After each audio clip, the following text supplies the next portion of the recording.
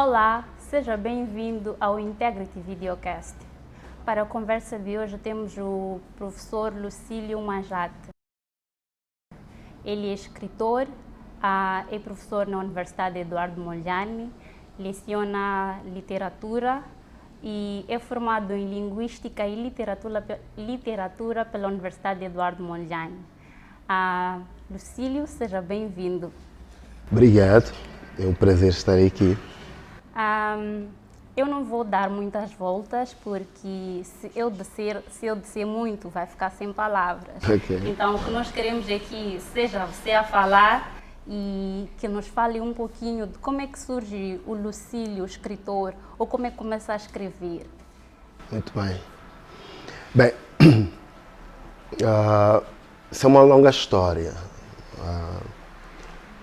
mas tudo começa na minha casa. Eu, desde os primeiros anos que cresci com a minha mãe e as minhas irmãs, tenho duas irmãs, e éramos só nós os quatro em casa. Eu confesso que em casa, para além dos livros de escola, os manuais da escola, eu não via nenhum outro livro. Acontece, porém, que a dado momento, os meus pais decidem reatar o nó. Não é? Portanto, nós não vivíamos com meu pai e eles decidem, portanto, juntar a família. Obviamente que foi um momento de alegria para nós, sobretudo para nós crianças que não tínhamos a figura paterna desde a tenra idade. Ora, uma das coisas que me chamou logo a atenção quando passei a viver com meu pai, porque nós fomos viver com ele, foram os livros que ele tinha em casa. Assemelham-se a estes? Assemelham-se a estes. A estante da sala era mais ou menos assim. Mas era interessante porque eu não descobri os livros da estante imediatamente. O que eu descubro é a figura do meu pai a ler. O meu quarto era oposto ao quarto do meu pai. E eu recordo-me que sempre que o meu pai saísse para o trabalho, eu conseguia ver o meu pai a sair para o trabalho, portanto os nossos quartos eram opostos. Mas antes dele sair, ele tinha um hábito. Todas as manhãs, ele sentava-se no canto da sala, da cama, a folhear. Ora, para quem não cresceu com o pai primeiro, e para quem não tinha livros, digamos assim, em casa, como estes, ver o meu pai a ler criou-me uma curiosidade. Então a questão era, o que é que o meu pai andava a ler? Eu era criança, era um adolescente. Quantos anos tinha? Não faço ideia exatamente, mas devia andar por aí 13, 14 anos. Um desses dias em que o meu pai sai, eu estava em casa, o que é que eu faço? Eu me atrevo a entrar para o quarto do meu pai, que é aquilo que a minha geração não fazia. Nós éramos proibidos de entrar no quarto dos pais. O quarto dos nossos pais sempre foram santuários. Sim. Não é como hoje. Hoje em dia, quer dizer, as crianças invadem, nem batem a porta, invadem, começam a pular em canto dos pais. Antigamente, se nós fizéssemos isso, eram carolos, eram chapadinhas e saíamos ali a correr. Ora, meu pai sai e eu me atrevo a entrar, porque eu tinha uma curiosidade. O que é que este senhor anda a ler? Comecei a folhear livros. Meu pai tinha livros no guarda-fato, tinha livros nas mesinhas de cabeceira, tinha livros nos cantos do quarto, amontoados, bem arrumados. Eu andei a folhear alguns livros, tinha um giradiscos também ali, que tinha livros. Eu folheei alguns livros, naturalmente não entendi nada, porque não eram livros para a minha idade. Mas foi exatamente nesse dia que eu descobri os livros da estante, que tinham mais ou menos esta configuração. Ou seja, eu naturalmente que via os livros, mas não os observava, quer dizer, não olhava com olhos de ver, quer dizer, não tinha nenhum clique que me fizesse pegar nos livros da estante. O clique surge porque eu vejo o meu pai. Mas como eu não podia passar a vida entrando no quarto do meu pai, porque era proibido, eu decido ler os livros que estavam na estante do meu pai. Foi nessa altura que eu descobri um livrinho, depois fiquei a saber que existem 3 volumes de poesia de combate. Não é? Poesia de combate. Poesia de combate é um género de textos que foram escritos pelos guerrilheiros da Frente de Libertação de Moçambique. Então eu pego naquele livrinho, começo a ler, leio e dou-me conta de que os textos que estão ali sugerem uma declamação. São textos muito apelativos. Vamos, companheiros, vamos lutar porque precisamos da independência, a vitória é nossa, coisas assim. Então eu começo a declamar aqueles textos. Nesse ato, no fundo, eu estava a semear aqui o bichinho da escrita. Sim. Então comecei a declamar os textos, depois fui pegando outros textos, poesia africana, peguei muito textos de José Craveirinha, por exemplo, estou a recordar-me agora do livro Maria, um livro de capa amarela de 1988. Então fui lendo poesia. Em 96, nós mudamos-nos para o bairro de Fomento, na Matola. Num belo dia, eu a tomar banho. Eu não sou de cantar ou tomar banho, como muita gente às vezes faz, não é? Um autêntico roxinol. Eu não sou de cantar, mas num belo dia dei comigo a cantar. E de repente eu disse 3 frases, vamos considerar versos. Assim, tal, de repente. Eu parei de cantar, assustei-me de certa forma. Eu disse, o que é isso? Recordo-me que saí da casa de banho ensaboado. A sorte é que eu estava sozinho a casa, imagina. Saí do quarto da casa de banho ensaboado e fui registrar aqueles 3 versos. Mas ao tentar registrar esses 3 versos, eu escrevi literalmente 5 poemas longos. No mesmo dia, na mesma hora, no mesmo instante, 5 poemas. Eu ia registrar aquelas 3 maravilhas que me surgiram, mas depois eu escrevi, na hora, 5 poemas. Voltei, fui tomar banho, feliz. Eu não sabia muito bem o que tinha acontecido, mas eu sentia uma transformação em mim. Eu disse, alguma coisa aconteceu comigo. Nem sabia dizer que estava a nascer um poeta. Mas alguma coisa tinha nascido em mim. Pronto, eu depois tive essa ideia, de que realmente eu estava a entrar para o lado criativo e, a partir desse momento, comecei a escrever. Não é por acaso que o primeiro texto do meu primeiro livro, Manifesto, chama-se Gênesis, porque eu conto esta história. Lá, tudo bem, com pitadas de ficção, mas eu conto esta história que estou agora a relatar. Como é que eu surjo? Quer dizer, o clique que se dá na casa de banho e tudo mais, eu vou contando um pouco esta história, né? Então, é basicamente assim. Então, resumidamente, eu diria, eu entro para a escrita a partir do exemplo da leitura. Mas o exemplo da leitura chega-me a partir do meu pai. É muito difícil surgir um escritor que não tenha tido o exemplo de leitura. Então, alguém tem que mostrar esse caminho. O meu pai mostrou-me isso, embora ele não soubesse que fizera isso. Inclusive, ele partiu sem conhecer esta história, não é?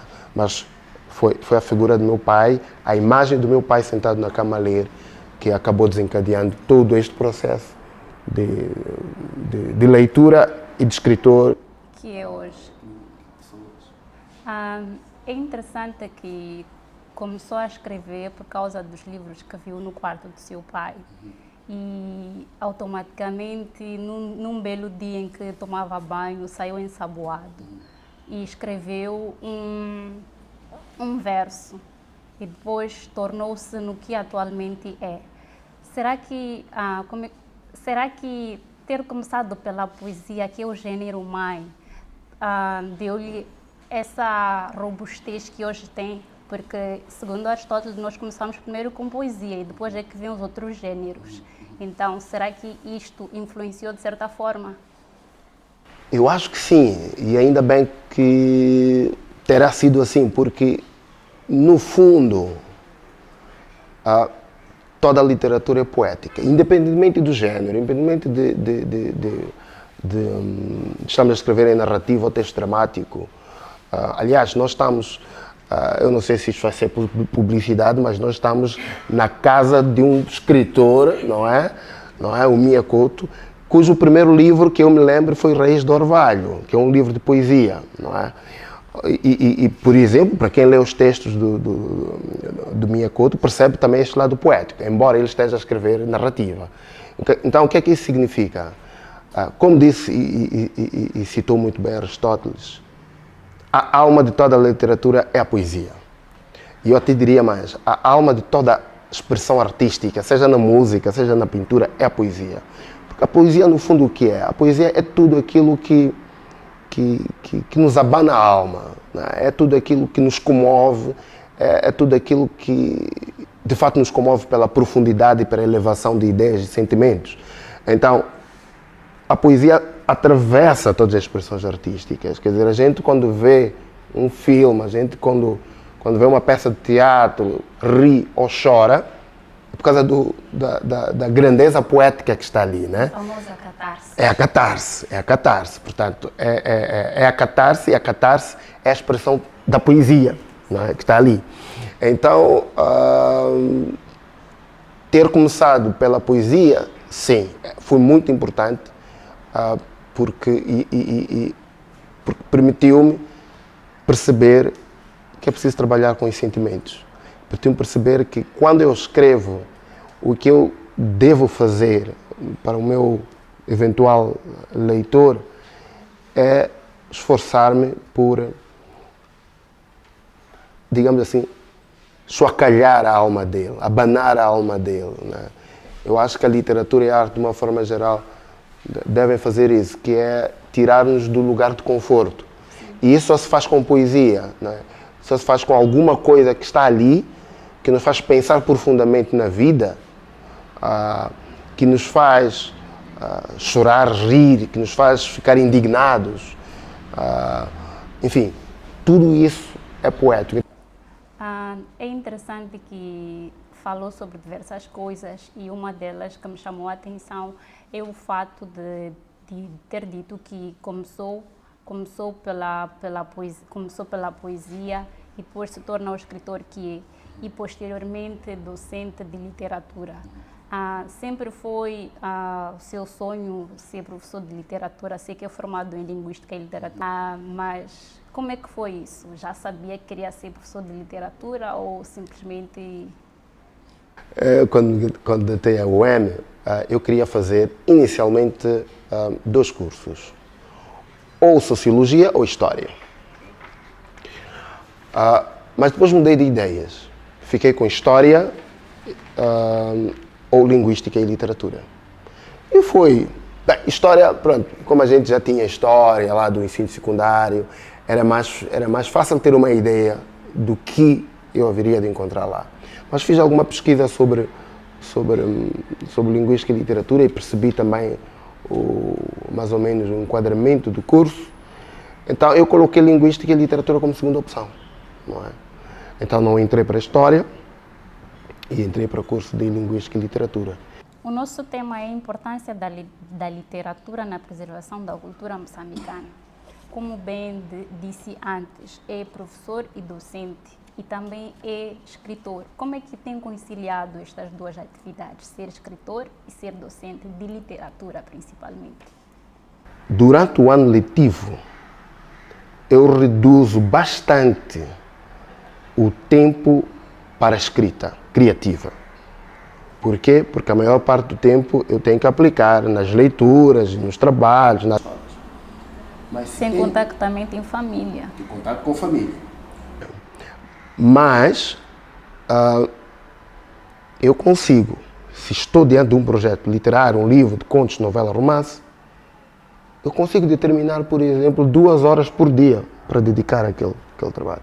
E fico tranquilo porque eu sei que, já que é um plano, durante aquelas 2 horas eu não estou a colocar em causa nenhum outro plano da minha vida profissional ou familiar.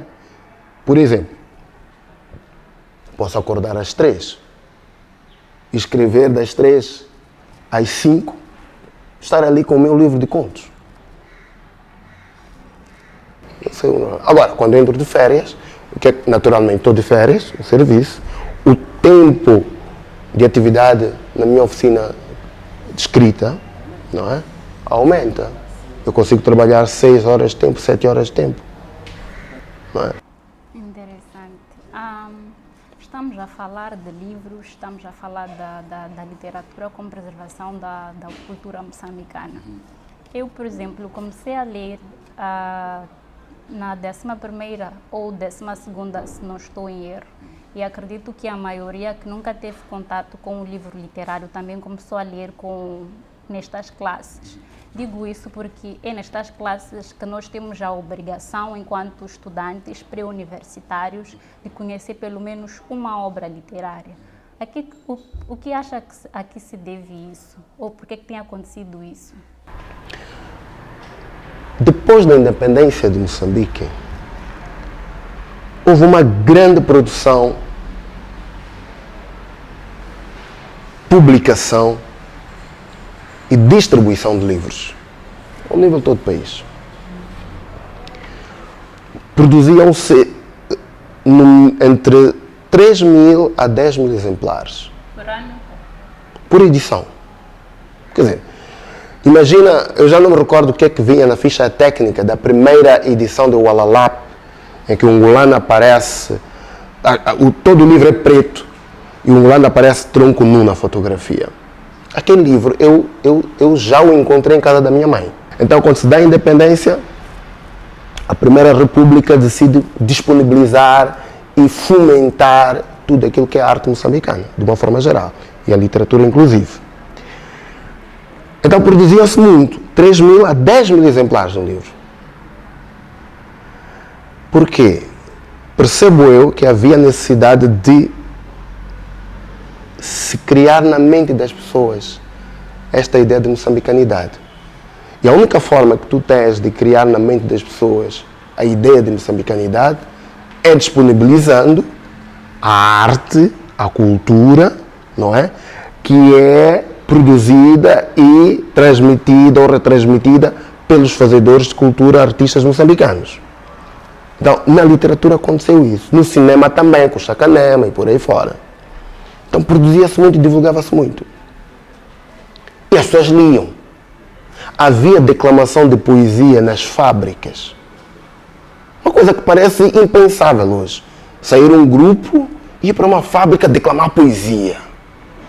Parece impensável se olharmos para este mundo em que a gente vive hoje. E creio eu que se criou de fato esta imagem, essa ideia de moçambicanidade. De um povo cuja cultura, as tradições foram renegadas durante o período colonial, mas que depois da independência precisou de rebuscar, reivindicar, resgatar, melhor dizendo, e disponibilizar. Estava claro isso. O que acontece é que parece-me que ao longo da independência para cá foi-se perdendo esse ímpeto. Nós já temos uma política de livro, mas falta-nos um plano nacional de leitura. Ou seja, uma orientação clara que obrigue as crianças, desde a primeira até a 12ª classe, por exemplo, a lerem escritores moçambicanos. Diz-se por aí que Mia Couto, por exemplo, é inspirado na escrita de João Guimarães Rosa e Ngulani Bacacossa pela escrita de Gabriel Garcia Marques. E Lucílio, em que se inspira a sua escrita? Mas essa pergunta não vai responder agora, vai responder após o intervalo. Até já.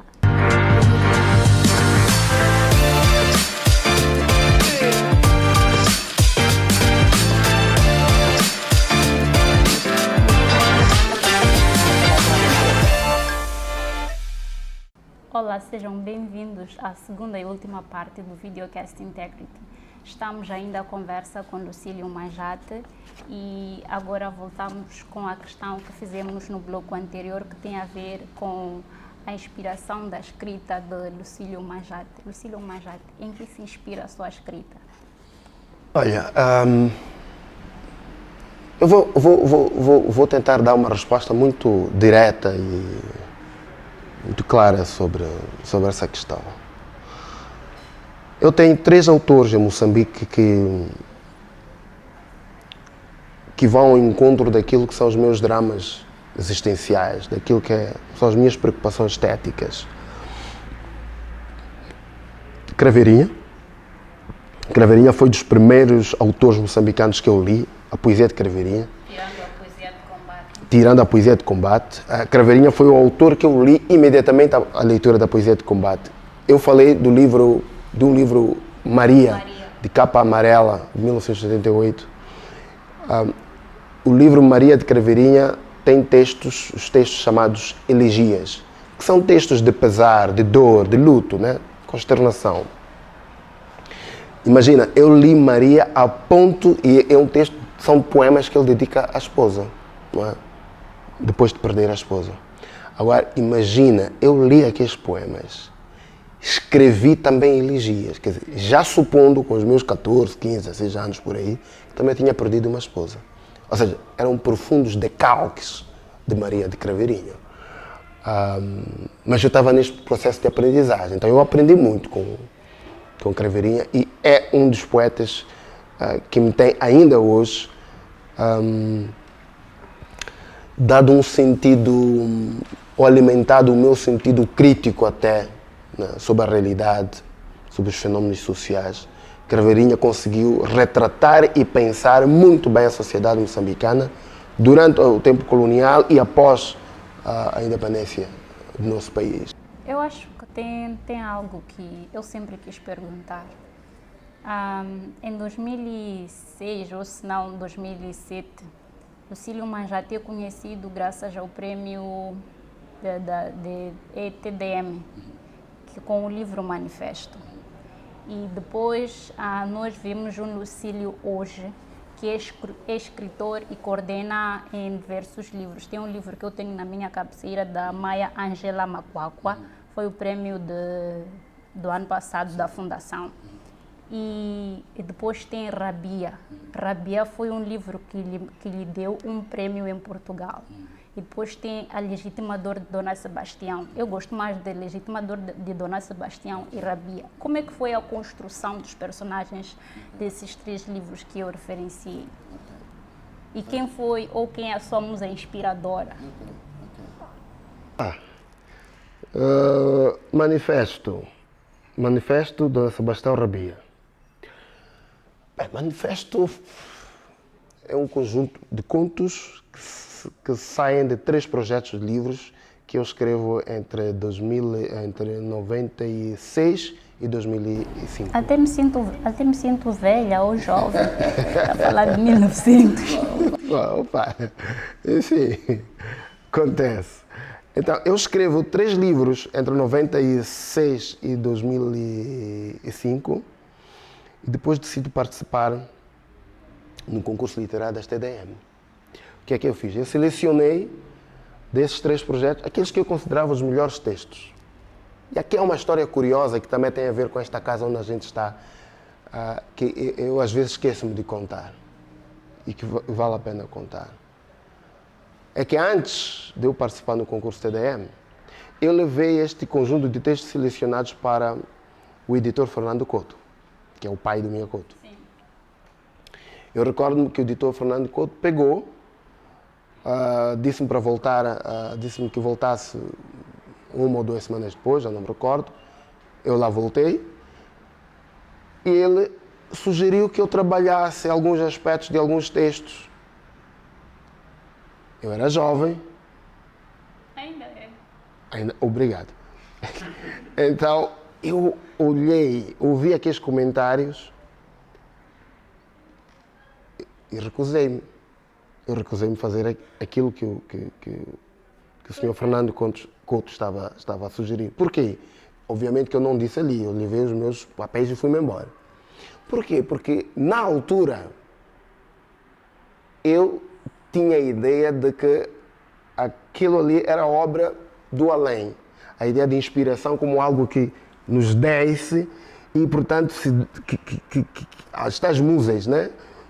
Eu não sabia quem é a musa inspiradora, mas havia alguma musa e, portanto, eu não podia profanar, E não é? quer revelar. Não, é que naquela altura eu não conhecia as minhas musas. Quer dizer, eu acreditava na inspiração como um projeto divino. Então, dizerem-me para retificar, para reescrever, para tirar passagens no meu texto, era profanar a inspiração. Não, isso não vou fazer. E não fiz. Passa-se algum tempo, eu participo de um concurso literário do Fundac. Fundo para, na altura era Fundo, acho que ainda existe o Fundac, sim. Fundo para o Desenvolvimento Artístico e Cultural. Eu participo com os mesmos textos. O regulamento previa que, após a participação, o candidato tinha a oportunidade de ir pedir de volta, ter de volta os seus textos. Eu participo desse concurso, não ganho nenhum prémio. Fui lá pedir de volta os textos. E o júri tinha feito anotações. Curiosidade, 90% das anotações que estavam ali eram as anotações do editor Fernando Couto. Mas ele não fazia parte do júri, devo dizer. Mas eram as orientações. Foi aí que eu aprendi que não há musas. Foi aí que eu aprendi que se há inspiração, até pode ser, mas é aquele clichê que todo mundo diz, é 1%. 90% é transpiração. É preciso trabalhar. Quer dizer, boas ideias, o mundo está cheio de boas ideias. Eu quero contar uma história assim, ainda está aqui na cabeça. Eu quero contar uma história assim. Quando você começa a pôr no papel, você percebe, as ideias desaparecem. E você percebe, se você conseguir escrever aquela história do princípio ao fim, você vai perceber que a história que está no papel não tem nada a ver. Infelizmente não temos todo o tempo do mundo. É como ouvir hoje em dia a retórica de que os jovens têm lido muito pouco. Como docente e escritor, comunga da mesma ideia? Na sua opinião, o que estará por detrás disso? Essa é daquelas perguntas que nós não podemos responder de forma muito taxativa. Eu, inclusive, já em algum momento respondi de forma taxativa, ou porque havia, de fato, um debate muito aceso sobre isso. Eu, desde janeiro, estou a ler o meu mesmo livro. Pois é. E é interessante esse dado, porque, de fato, a pessoa pode estar a ler o mesmo livro, e pode ler o mesmo livro durante todo o ano, terminar, voltar a ler. Continua a ler, está a ler. E até está a ler muito bem, porque quanto mais a gente volta para o livro, há detalhes que nos escaparam na primeira leitura ou na segunda, que vão aparecer.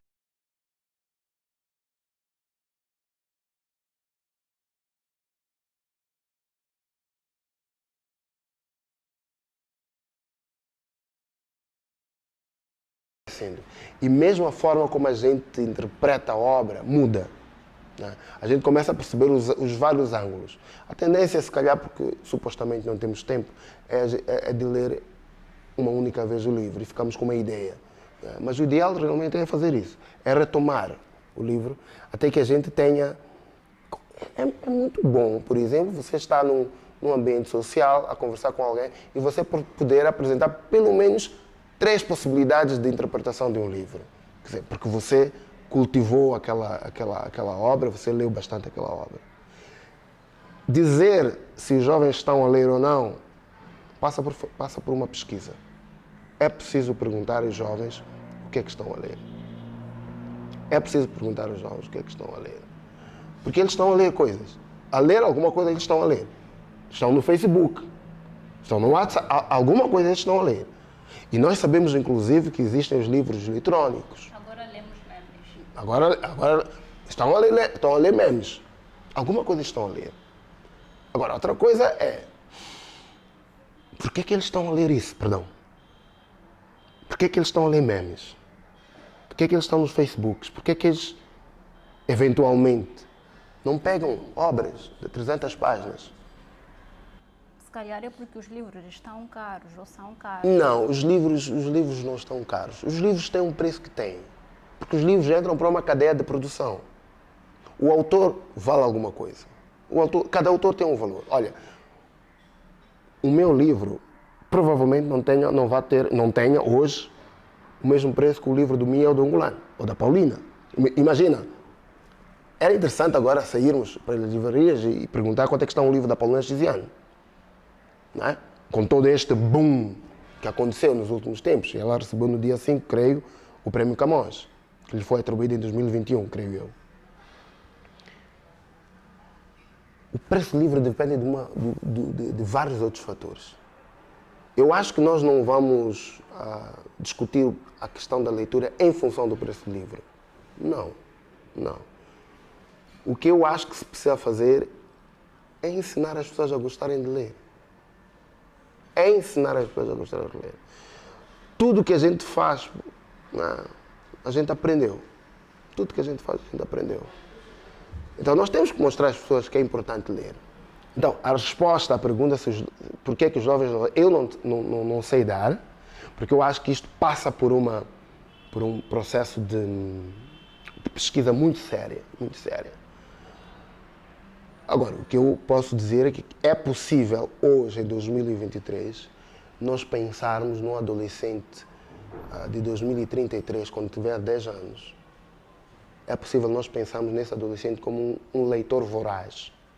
E assim foi a nossa conversa exaustiva com o escritor e professor Lucílio Majad. Obrigada pela presença e obrigada por ter estado conosco. Obrigada, telespectador, por ter nos acompanhado durante 30 minutos e até a próxima. Não se esqueça de acompanhar os nossos conteúdos nas plataformas digitais do Media Lab. Tchau!